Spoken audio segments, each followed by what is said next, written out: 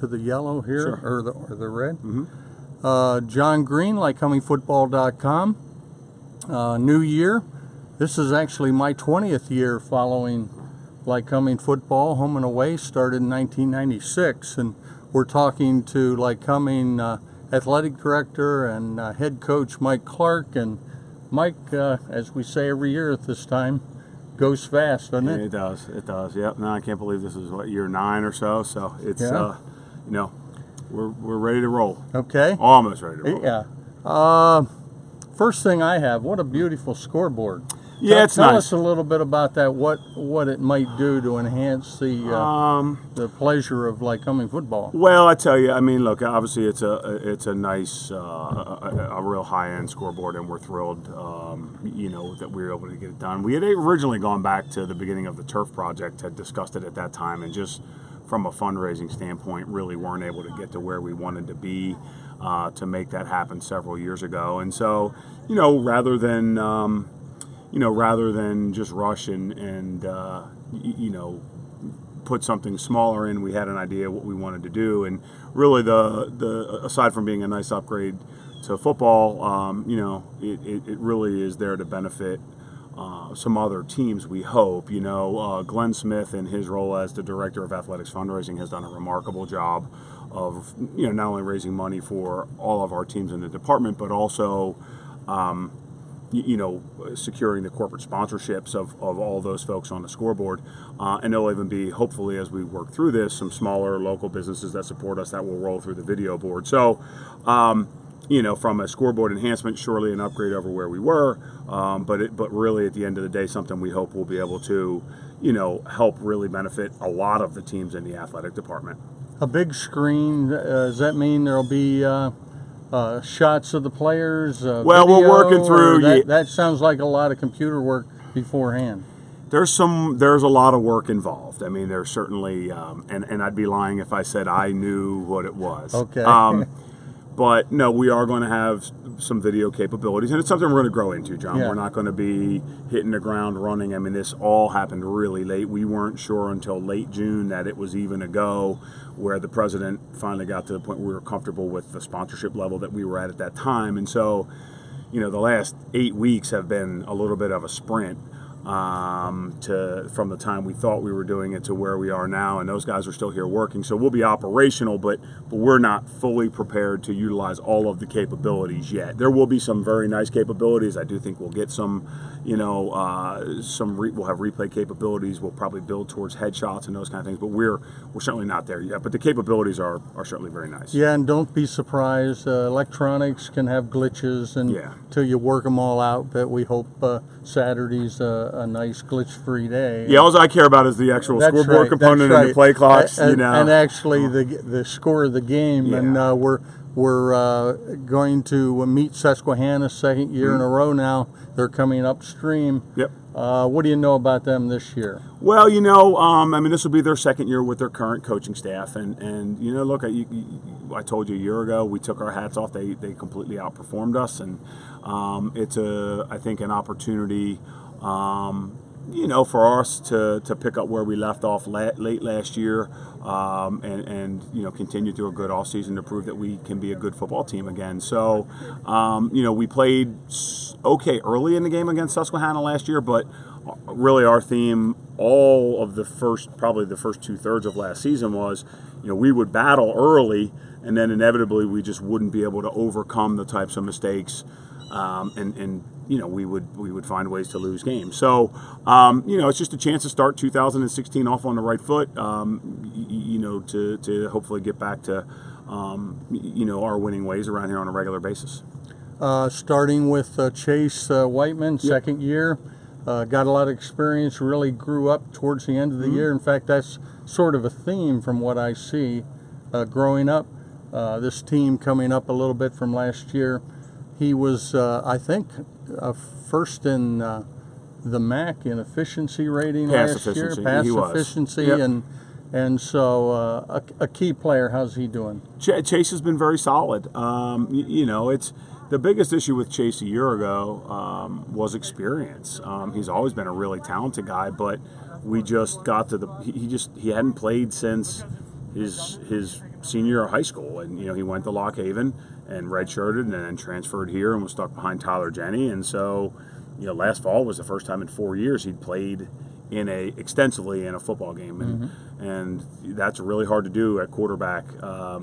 It's the most challenging position to play. So, he struggled early. Sure. Some positives, but for every good thing he did, or not every good thing, but then he would make a mistake. Was he? He well, looked none good of us at were. times. Yeah. Right. Yeah. I mean, that was our theme. I think as a team, Yeah. was what inconsistent would have been a very good word to describe us last year. Talking about offense a little bit, Blake Bowman. Yeah. 1,150 yards last year, leading the MAC in rushing. Yep. Just a solid guy. Seems to be very physically fit, can take a shot. And how's he? Is he ready to go? He's ready to roll. He's a senior. He and, is. Yeah. Excellent player. Yeah. Really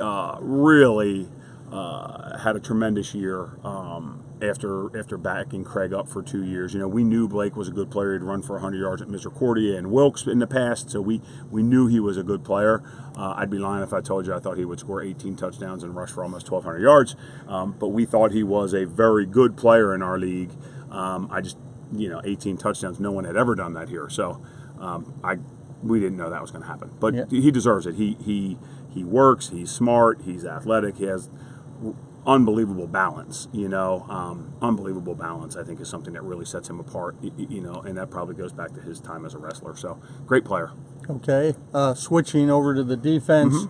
Last year, the defense got burned in the secondary. I know you're probably trying to make some changes there, but all in all, we have a guy back there, Mike Ward, who's a junior, has a lot of playing time, and he does. Led the team in tackles last year. A solid defensive guy. He is. Is he kind of the leader back there, or who? That's fair. Uh-huh. Yeah, that's fair. Yeah. Look, on defense, I mean, we do have some seniors, obviously, but Michael's is really a 3-year player now. He played as a freshman. I would say it's fair to call him the leader of our secondary. He's very athletic. He led the, he led us in tackles. He was in the top 10 of conference in passes defended and broken up. He's a good player. Yeah.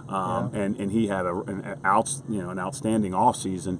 And we look forward to watching Michael and our defense all, kind of hopefully rebound from what was a really bad year last year for us. And by our standards, I mean, quite honestly, like I said, by our standards, a bad year. But boy, you look at the last 4 games and knocking off Delaware Valley. There's no one that can say that people like Chase Whiteman don't have the inner guts to play ball. Yeah. What a game. And that was nice. I mean, that helped us. I mean, there's a real fine line there, John. We were the week before probably at our lowest point of the year when we got embarrassed at Widener, right? Yeah. So you have to, I give our kids a lot of credit last year for hanging in there. That team could have easily packed it in with a couple games to go, and looking when we were 2-6, looking at a 7-1 team coming in here, but they didn't. And I think that's a testament to some of the seniors, or the seniors of last year's team, and the younger guys that figured out that you have to play the whole game. That bad things are going to happen, and you have to battle through tough times in order to be able to be successful. It's nothing is easy, right? In this game, or really in life. I mean, it's anything that's worth it is you have to work for, right? So there's I think we learned some lessons last year. You had an inter-squad scrimmage, and then you scrimmage Franklin Marshall. Yep. And how were you satisfied overall? Listen, we've made nice progress through the preseason. There's still a lot of things that we need to work on.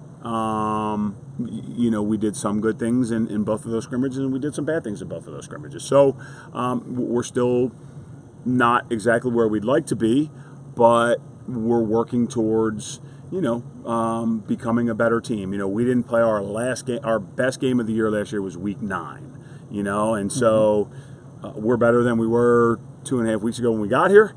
I think we're a better team than we were at this time a year ago, but there are still a number of things we need to work on if we're going to be able to compete with the best teams in our conference.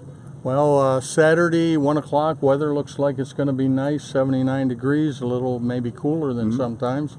And we'll be here, and it's just great to get the season kicked off. Yeah, it'll be nice. It'll be nice. It's just, look, everything you do, the rest of the year is really for the 10 Saturdays that you get. Yep. That you're guaranteed during the season. So we hope we come out and play well from the beginning. Again, our goal is to just come out and compete and really eliminate mistakes, right? So if we do those things, we think we'll give ourselves an opportunity to win the football game. Okay, well, see you Saturday. Yep. Good luck, Mike. Thanks for talking. Thanks, John. to us. I appreciate it. Yep. And I'll look for I'll find Michael here. He should be around. Okay. So, thanks a lot. I don't know what his class schedule is, but I know those other two are running a little bit later because of class.